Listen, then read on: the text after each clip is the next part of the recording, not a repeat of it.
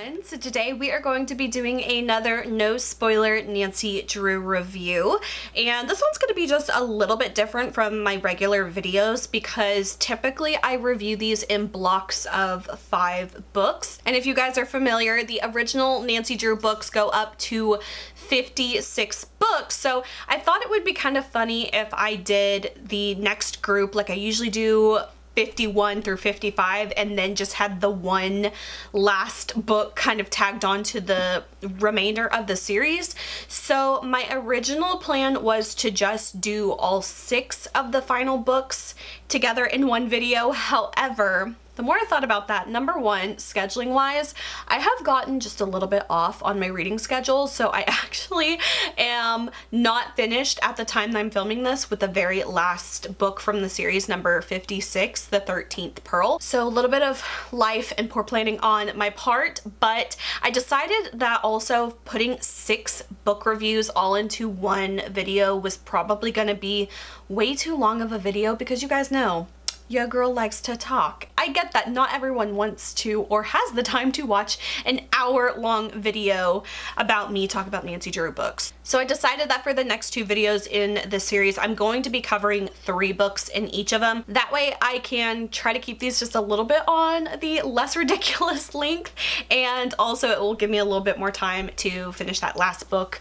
in order to kind of get back onto my reading schedule. So let me know if you guys actually like the 3-book format more. It might make things just a little bit easier on me as far as like my reading schedule goes, and we'll get more videos out of it, plus there'll be more of a manageable length as well. So definitely let me know your thoughts or opinions, because if you guys do like that, I might continue that way throughout the rest of the series. So for the very first book that we are going to be covering, number 51, this one is called The Mystery of the Glowing Eye, and this one was originally published in 1974. When Nancy Drew eagerly agrees to help her father solve the mystery of the glowing eye, she has no way of knowing that it will involve the kidnapping of her close friend Ned Nickerson. A puzzling note in Ned's handwriting sets Nancy and her friends Bess and George on a hazardous search for a bizarre criminal. From their base of operations, the Emerson College campus, the 3 girl detectives and Ned's college pals follow a maze of clues to locate the kidnapper's hideout and rescue Ned.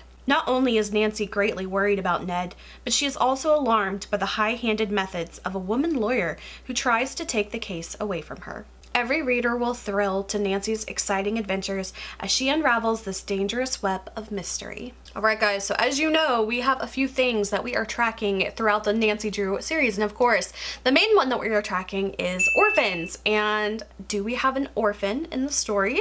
And we actually do not have any orphans for this story. And then as far as the bingo cards go, if you guys aren't familiar, it's been a little bit since I've mentioned these. These are printable Nancy Drew bingo cards that I created that you can purchase from my Etsy shop. They are a digital download, so if you want to kind of play along while you're reading through the series, these are like a really fun way to kind of keep me engaged into the stories.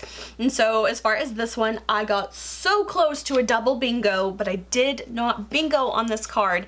The only thing I needed for my double bingo would have been the Muskoka River, but unfortunately we didn't have that. And for my rating for this book, I ranked this one 3 stars. Now this one is definitely a little bit of an interesting mystery because right off the bat, I think that it's very apparent that Nancy's character and her personality is just a little bit different than what we typically see in a lot of the Nancy Drew series. Nancy is usually very sure of herself, she is confident, she is strong, she's not insecure or anything like that typically, but we really see a different side of her in this story, and I'm not gonna lie, I actually quite liked it because I felt like it humanized her a lot more to me rather than her just being like this perfect, unattainable specimen of a creature. And in the story, we really kind of see more of like the insecurity and jealousy side of Nancy, because in the story, her father has hired a new research attorney, and she is a young, beautiful woman named Marty King. And Nancy just feels a bit threatened by her, more so in the fact that she feels like she is trying to solve Nancy's case, or she's trying to kind of like keep Nancy out of it, and Nancy's just really feeling that throughout this story. Also because her dad also seems to be a little bit distant and a little bit, I wouldn't say cold, but you know, he's just not as forthcoming with information as he typically is in a lot of the Nancy Drew mysteries. He brings her in on tons of his cases and, you know, helps her in any way that he can. But in this one, he kind of just takes a little bit of a step back. He's not very free with information with her. He's kind of dismissive of her as well. She's always trying to kind of get more information, and he's kind of like, oh, well, I can't tell you right now, or I'll tell you about it later. And it really frustrates Nancy a lot throughout this mystery. So I kind of liked seeing that side of her because it just made her feel more real to me for once. So I actually really liked that. So starting off, just a tiny bit about the plot just to get us going. Again, I'm not going to be doing any spoilers or anything in here, so this is just like a very small taste of the story just so you can kind of follow along with me. So it starts out that a empty, remotely controlled helicopter lands in Nancy's front yard, and it has a note that is in Ned's handwriting, and it says, "Beware of Cyclops, Ned." So Nancy is honestly very upset from the get-go because she is worried about Ned. She contacts his friends. He has been missing and nobody knows where he's at. So this is like her only point of contact with him, and she's pretty much got nothing to go off of. So another thing you guys know, I kind of like to track a little bit throughout the series, and more recently in the later books than the previous books, but I'm kind of obsessed or very curious about where exactly is River Heights supposed to be located. Now, in the beginning, it's always kind of very heavily implied that River Heights is kind of in like the Midwest, but it's very lightly implied. But lately, as I've been reading through a lot of the books, there have been just like these little nuggets of information that has kind of made me go, that actually seems like maybe this is counterintuitive or counter to what has been kind of implied in the past. And sometimes there's little nuggets of truth that I think further the idea that River Heights is supposed to be kind of like outside of like Chicago, like maybe a suburb or so. And then another idea of thought is that it's kind of more of like the New Jersey area, or just generally the Midwest. So it's kind of all over the place, and it seems to kind of go back and forth at certain times. But there was one little nugget of information in here that I think is a point towards it being more of the Chicago area. And there is a mention of the helicopter. It says that the helicopter flies away in a northeastern direction. Nancy says that this is the direction to Emerson College. Now, we already know from previous mystery that they actually kind of pretty much gave us a huge clue as to where Emerson College is based on a coordinate set that they gave us, and from that I plotted those coordinates to give us like a big range, like a square range of where Emerson could be located. So this definitely falls in line. If Nancy was kind of in like the suburbs of Chicago and it flies in a northeasternly fashion, that all lines up with where we know that Emerson College is supposed to be. Another little funny note I wrote is that, don't you think if you were going to be kidnapped and you had one chance to get like a note to somebody, don't you think you'd be a little bit more specific about like either where you are or who has captured you? I just don't feel like, you know, if I was trying to get a note out to my family, I don't think I'd be as vague as beware of Cyclops, you know? But of course, this is a Nancy Drew mystery and we gotta have some mystery somewhere, but that one just kind of made me laugh. Like, honestly, Ned, come on. Get with it. So another thing I noticed about Nancy's demeanor in this book is that she seems to be a little bit more scatterbrained as far as like what direction to take, and I'm sure part of that is supposed to be her like very distraught over Ned being kidnapped and not knowing where he's at, but there's definitely a lot of mention of Nancy's just like, I don't know what to do next, or I don't know what to do. And again, it's kind of like a more humanistic side of Nancy that I like seeing because it kind of makes her feel more real rather than like this perfect Barbie doll that can do everything at a drop of a hat. So another little kernel of knowledge that we get. Now, I know that this has been implied pretty heavily in the past, but I think that this is actually the first time it is explicitly stated. And Nancy says that Ned is in the engineering school at Emerson. Now, we already kind of like knew that from previous books where they mentioned the actual fraternity that the guys are in. So this one is the first time they explicitly state that he is in engineering, because I know before it has been very vaguely mentioned before, you know, like he'll go all over the world involved with his studies, but they never really tell us what his studies are. So I like that now we know he is in the engineering school at Emerson. And of course, it always seems to me like George is always the one kind of making these quippy little like smartass remarks, but for once, Bess is actually the one who makes a funny little remark. There's one point where George says, "Come on, let's follow that pilot." And Bess says, "How would you do that? I didn't bring my wings." And I thought that was just like a cute little silly kind of quip of Bess kind of firing back at George, because we know George always has something to say, especially about Bess and especially about her weight. We did have actually a pretty benign comment in this one. George kind of teasing Bess on her weight, and they're talking about like the Cyclops, and George is teasing her, saying that Cyclops' main diet is plump young ladies who like to eat sweets. So at least that one wasn't the worst of all of her fat shaming comments, because there usually are some pretty mean ones, but luckily I would say that one was pretty tame. Okay, so this was another really like, in my opinion, a rock solid clue as far as to where River Heights is. So there is a character in the story, and he is a pilot. His name is Glenn, and he mentions that he can take people on helicopter rides within 150 miles of where they're at, and we know that the girls are in Emerson. So what I did, and I will put this on screen so you can see it too, but on a map, I put a radius of 150 miles, and I positioned it roughly around where like Emerson would be located, like I said, northern Ohio. And Glenn actually mentions flying Nancy by helicopter to River Heights. And if you look on the first graph, Chicago is perfectly within that radius of where Glenn would be able to pilot her to. So in my opinion, I think that is a huge point pointing towards River Heights being like the Chicago area. And again, taking into consideration if River Heights is supposed to be like the New Jersey area, I encompassed the entire state of New Jersey with that 150-mile radius, and it does not even get close to even touching anywhere into the state of Ohio. So I think that is definitely a point for River Heights being in Chicago. And just a quick point of clarification, I keep saying River Heights in Chicago. I don't necessarily mean Chicago, I mean more of Illinois, Indiana, or even part of Ohio as well. So that's what I mean when I keep saying Chicago, because I also don't have any evidence specifically pointing towards Chicago. But I do know from other Nancy Drew readers, Chicago is a likely area that they also suspect River Heights to be. Another little side canon note that we learned, George's dad is actually an electrical engineer. Doesn't really have much bearing on the story, but just one of those little fun facts. And then there was like another little random character that again does not really pertain to the story, but he is a police officer, and they say like, "Oh, can we follow you when he's going somewhere?"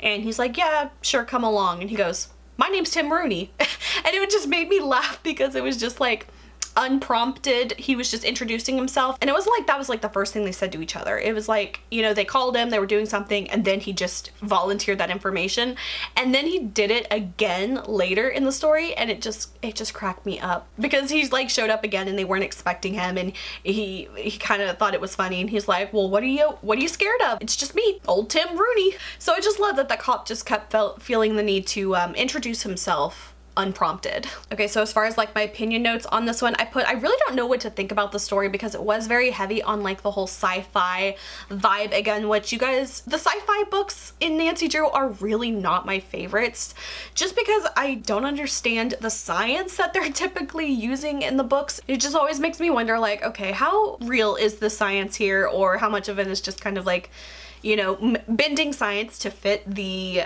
narrative, because I feel like a lot of the times in my mind it feels like that's how it is, but I don't have as much of a scientific mind to know how much of it's accurate and not. Another thing, again, I'm not spoiling this at all, but I love the little like twisty twist at the very end that has to do with like the kind of Nancy Drew interpersonal relationship kind of dilemma throughout this book. I love the big reveal at the end and Nancy's response to it, because I kind of feel like her response was a little bit laid back for what I would have thought she would have reacted as, but I thought it was pretty funny. It's on the very last page if you're wondering what I'm talking about.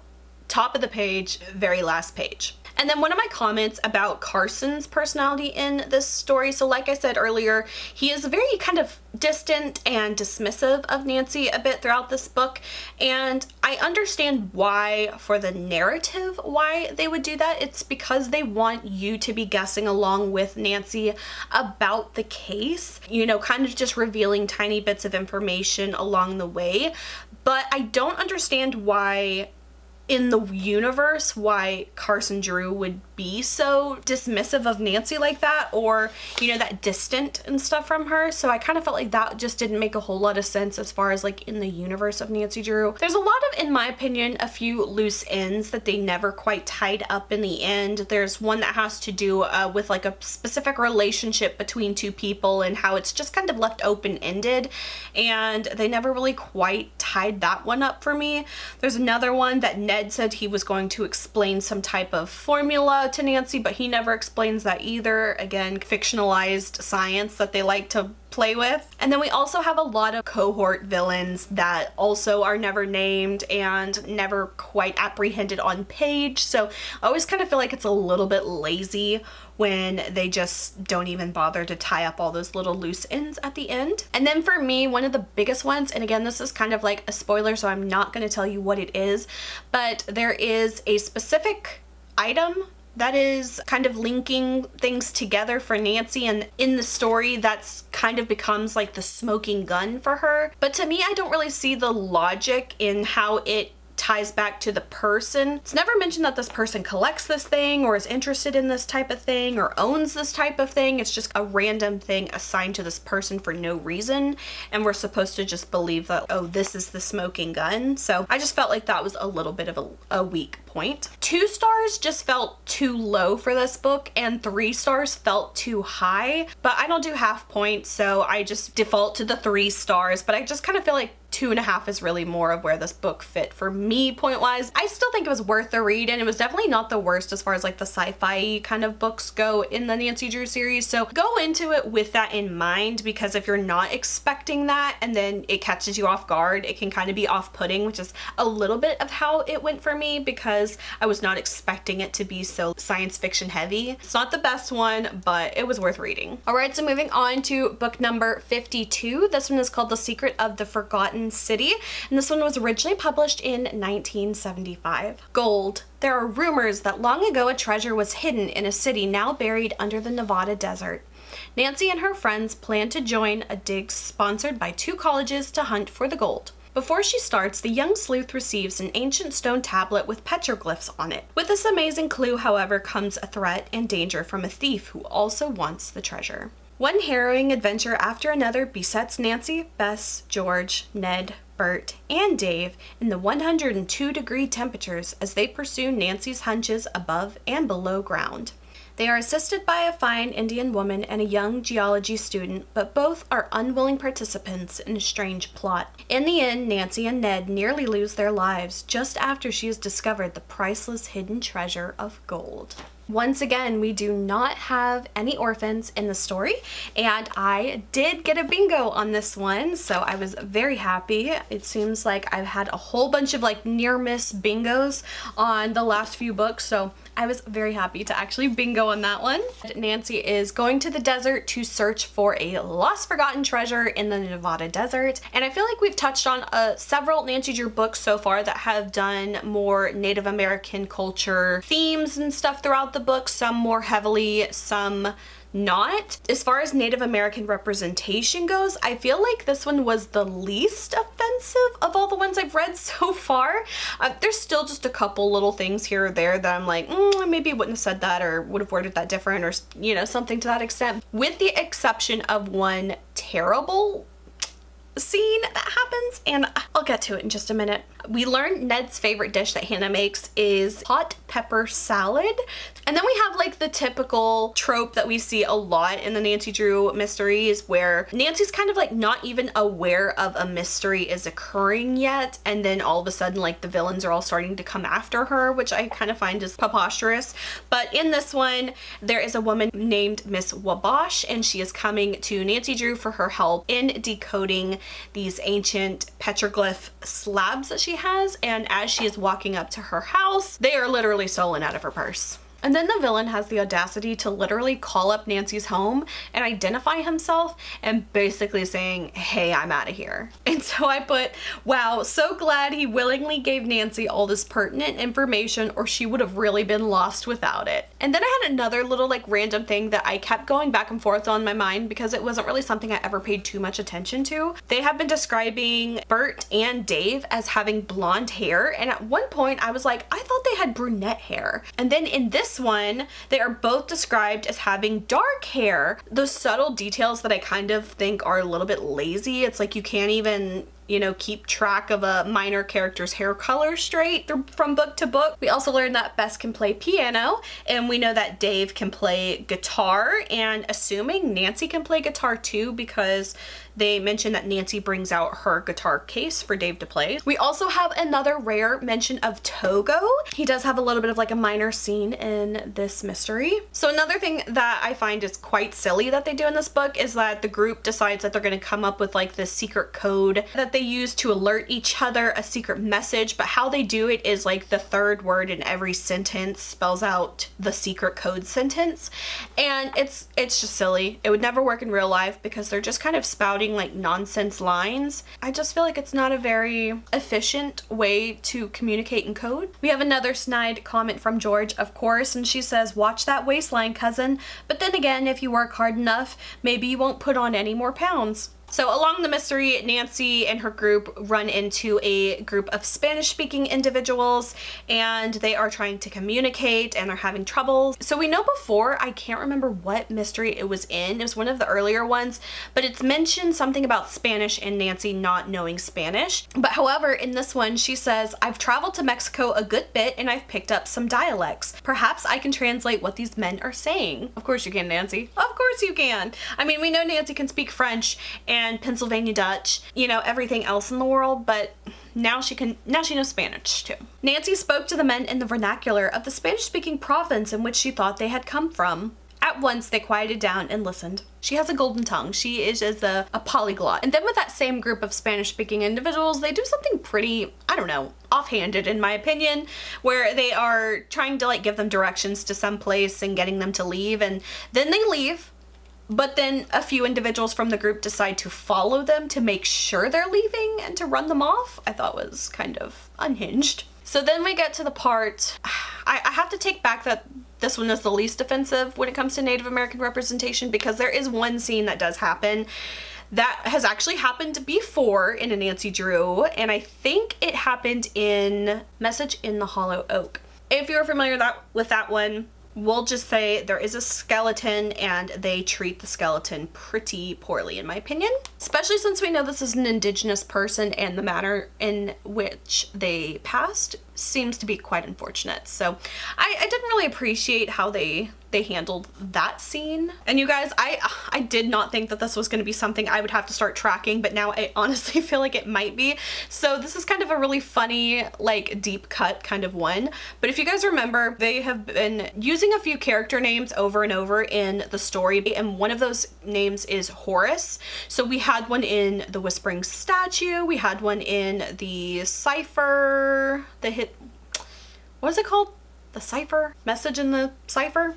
Sometimes the book titles kind of run together after reading 56 of them. So we have seen several characters with this name, twice as a first name and once as a surname, and we have once again another Horace that shows up in the story, and I'm not going to give the details on this one. I would say for me personally though, this is the clearest example ever of a Deus Ex Machina in a Nancy Drew story, and if you're not familiar with what that is, it is Latin for God from the machine, and here's the definition for for it. It is a plot device whereby a seemingly unsolvable problem in a story is suddenly or abruptly resolved by an unexpected or unlikely occurrence. And that is exactly what happens in this one, and I'm just kind of like, I mean, why not just fall from the sky at this point? Because it would have made more sense than how this plot line occurred. This is actually on like an editing note. So obviously these books were written like in the 70s, and of course we all know that like terminology isn't always the best throughout the Nancy Drew books, but there was one term that they used in this story that, although it was used in its original context and made sense, it is now a homophobic slur that starts with an F.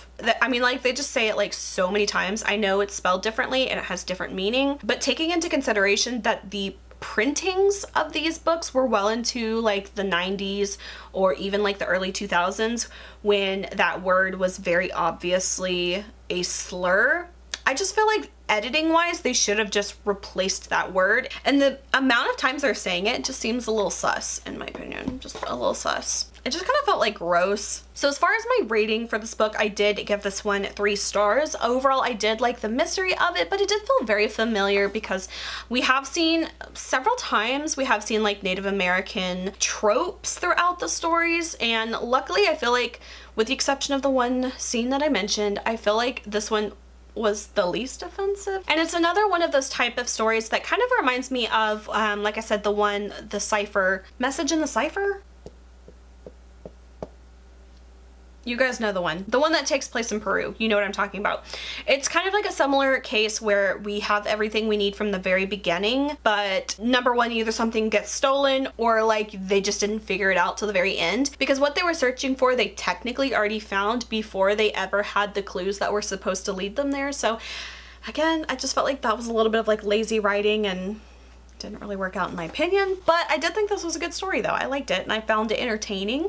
I just thought that the villain was very hilariously unintelligent. All right, and for the third and final book for this video, this is number 53. This one is called The Sky Phantom, and this one was published in 1976. Nancy goes to the Excello Flying School in the Midwest to take lessons while her friends Bess and George perfect their horseback riding. At once, the young sleuth is confronted with the mystery of a hijacked plane and a missing pilot. Then the rancher's prize pony Major is stolen. Nancy becomes a detective in a plane and on horseback to track down the elusive Sky Phantom and the horse thief. A lucky find, a medal with a message to be deciphered on it, furnishes a worthwhile clue. Romance is added to the mystery when Bess becomes interested in a handsome cowboy.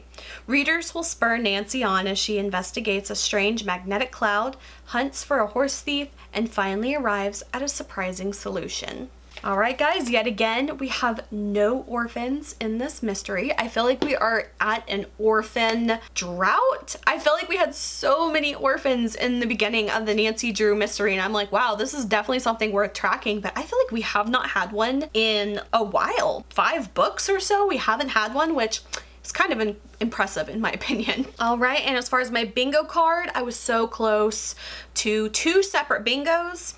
Ironically, the one I needed for one of my bingos was Nancy's special friend, which I feel like they always say like in every Nancy Drew book, and they didn't say it this time, and I needed it. I really needed that one. I would have got me a bingo. All right, so in the story, like I said, Nancy is taking aviation lessons at the Excello Flying School, and they specify that this is in the Midwest, which again, going back to the whole River Heights, where is River Heights debate? So why would they need to specify that if that's where they were and where they're from? But there's more on that, so we'll talk more about that in a minute. So Nancy is in the middle of one of her flying lessons, and Bess and George are down below horseback riding, and all of a sudden Nancy like sees them gesturing to her all crazy.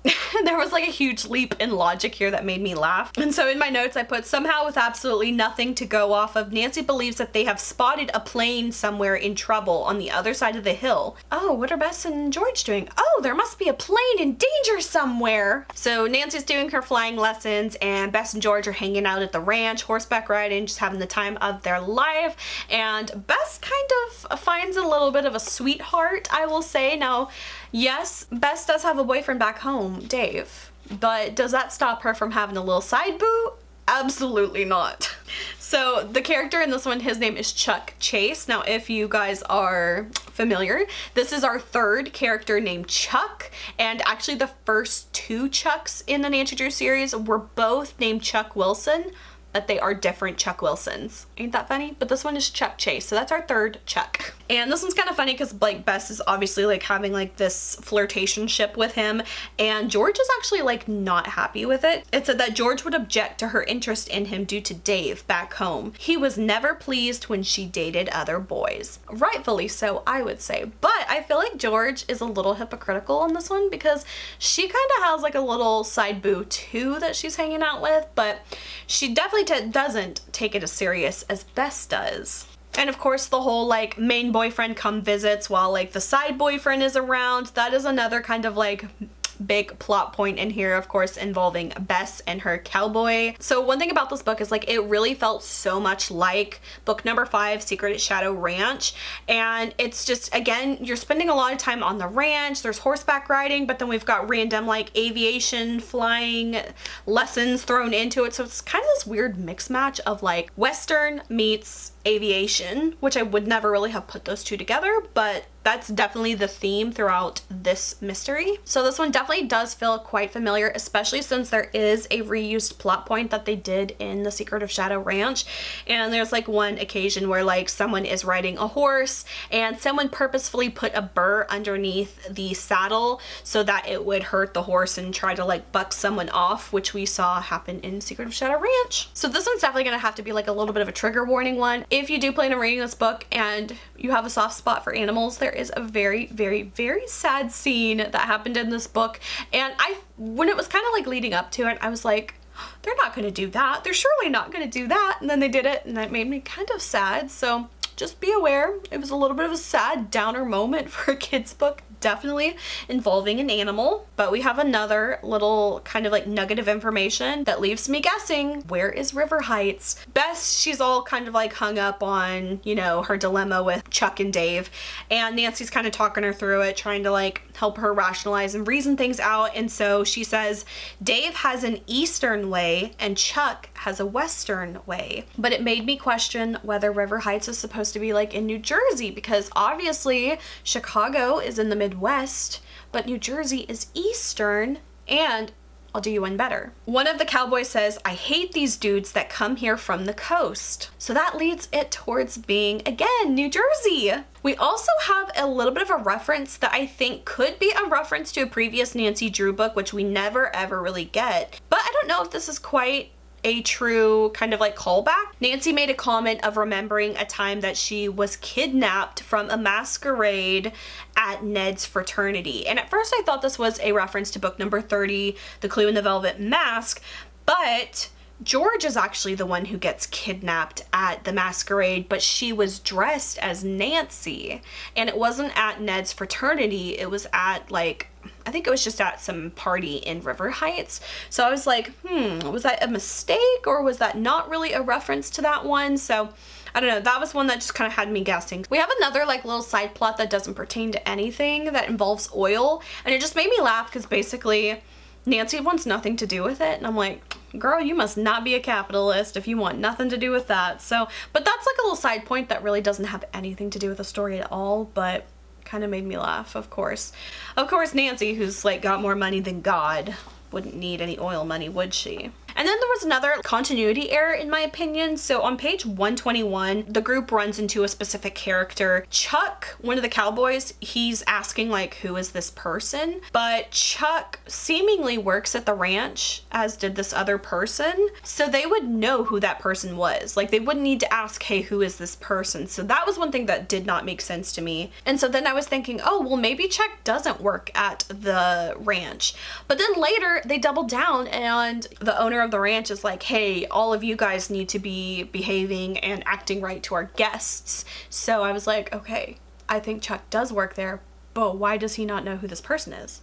And then another one on page 134, Nancy is asking the owner of the ranch basically if he could verify someone's handwriting, but they never established that these two characters even knew each other. So I'm like, well, how would this person even verify their handwriting if they never stated that this person knew each other? Either I missed something, and if I missed something, absolutely let me know, because I love talking about this kind of stuff with you guys. So if I'm wrong on any of this, absolutely let me know your thoughts in the comment. And I forgot to mention this one, but as Nancy is taking flying lessons, let's just say she has a very young and attractive teacher, which I love whenever this whole plot point comes up, because there's one point where Nancy's like, she's feeling lonely and she's like, man, I wish Ned was here. Or even Bruce. And I'm like, wow, Nancy, like, she doesn't even care who she's with. I don't know if it's me, I don't know if I just have like a dirty mind or what, but I feel like this was definitely a little bit of an innuendo. So Ned makes a comment about Nancy learning to fly, and he says, I can't wait to see you manipulate that stick. I mean, come on, that had to have been intentional, right? We get another jealous Ned moment, but what's kind of funny is, like, as Nancy's like explaining the situation and stuff, the way she kind of like talks it down is like, oh, well, no, it's not like that because of this, this, and this. Instead of saying like, oh, it's not like that because I don't even feel that way about that person. She doesn't say that. Does Nancy even like Ned? I don't know. I feel like she doesn't even like Ned. Okay, so now on to like just my general notes. So here is one thing that I'm kind of embarrassed to admit, but I have noticed throughout my entire time reading the Nancy Drew books, they use these like phrases over and over, and one of them is like they'll describe the villains as swarthy. It never occurred to me to like actually look up the definition of swarthy, because to me in my brain, just like I was thinking like swarthy kind of meant like sneaky or sinister or mysterious or, you know, nefarious. And then I looked up the definition of swarthy. It literally just means dark skin. You guys, I feel like they describe 97% of all of their villains as swarthy. And all this time I was just thinking like they're mysterious, they're like villainy and stuff. But no, you're literally just calling them dark skin. So I'm not gonna lie, I'm kind of embarrassed on my part to only have just realized that now, 53 books in? Yikes. So as far as my notes, I put overall I did like this book, and I'm really glad I read it almost in one sitting, because if I had not read this one like from start to finish and I just did like a pick it up and put it down, pick it up, put it down type of reading, I probably wouldn't have enjoyed this one as much, just because I feel like the subject matter of it doesn't necessarily entertain me that much. Like aviation, I don't really have that much knowledge or interest in, so I think it would have taken me like 2 weeks to get through this book. So I'm so glad that I sat through and read it pretty much all in one go. It is kind of strange to have like the aviation like western kind of like crossover on here, but I don't know, in the end I think it did kind of work, and it was interesting at how she's like using these two different skill sets to solve the mystery. But the other thing that confused me was like the location of where they're actually at. So they only say it's in the Midwest, which I feel like, okay, fine, fair enough, but some of like the land descriptions didn't make a whole lot of sense to me, because they mentioned like these big mountain ranges that are keeping like this mysterious cloud in a specific spot. The story would have made much more sense if it was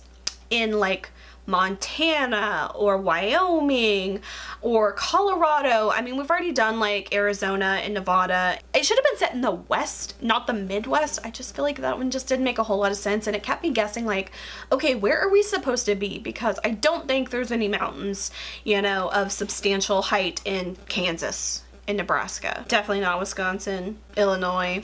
So I just felt like they could have honed that in a little bit more, of letting us know like, where are we? You guys know I hate whenever we have a Nancy Drew mystery where like from page 1 they peg the villain, we know who it is, and then they spend the whole time chasing after that villain. This one we kind of had the reverse of it. It's like we have no idea who is doing this or who they are, and then it's like we literally get their name like 3 pages from the end. And I don't like that either. Like there needs to be a better balance. My favorite way is when they have maybe a couple people that could be the villain, and maybe there's a red herring, and maybe there's like, maybe both of them could have some type of motivation, and you're trying to figure out like who the villain is and who's working with who. And this one actually had kind of like a lot of like Cold War tension kind of like theming to it, which completely flew over my head whenever I was reading this one, just because I don't know a whole lot about the Cold War and all that stuff, and like that period of time of like tensions building to you know, whether there was going to be an actual war. But from the other reviews that I've read, a lot of people kind of like picked up on that I kind of wasn't. And I know not everyone loves this, but I did kind of like the little romance triangle with Bess. I found it like funny and entertaining, and some people found it quite annoying, which I understand. And plus, you always know what the decision is going to be, so it's not like you're ever truly like, oh my gosh, who is it? Who's it gonna be?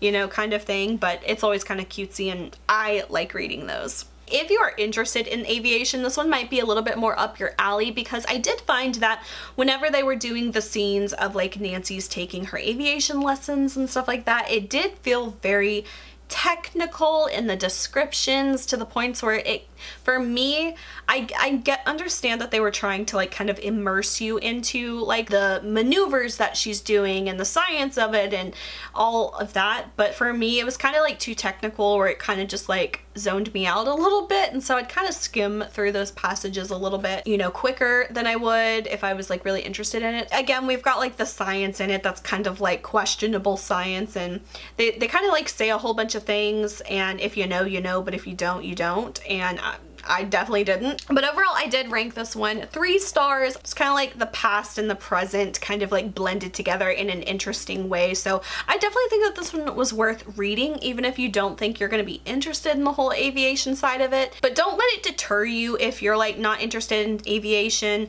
to think like, oh, well, maybe I'll just skip it, because there's definitely something still to take away from the book, and I thought it was a good one to read. So I ranked it 3 stars. Not my favorite, but definitely not the worst at all. All right, guys, so that is it for these 3 books. Like I said, the next video I will be covering the next 3 books, which will round us off to the last of the original 56 Nancy Drew books. I'm very happy to say almost that I have finished the original series. Now I will still be continuing reading all the way on to the rest of the Nancy Drew mystery stories, which goes all the way up to 175.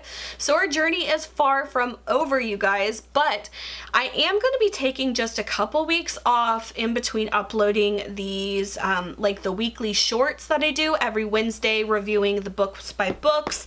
I am going to take just a couple weeks off of that, just to kind of help me get back on track of having a little bit of a time buffer between filming and reading, because I kind of lost a lot of my buffer this spring, and I just had so many things going on in life and family and work and all that kind of stuff. So I kind of lost my lead, and I want to kind of build that back up a little bit. So I will be taking just a short break, but we will be coming back to them. Probably won't be more than like a 2 or 3 week break on those, but I will be having other videos coming up as well. And also let me know if you enjoyed doing the 3 books block versus doing like a 5 book block. Let me know what you think, if it makes a difference to you or not. Just let me know, and I will try to take into consideration what the majority of people prefer. Alright guys, so that is it for this video. I hope you enjoyed. If you did, please like and subscribe. You can follow me on Instagram, link is below, and until my next video, I will talk to you guys later.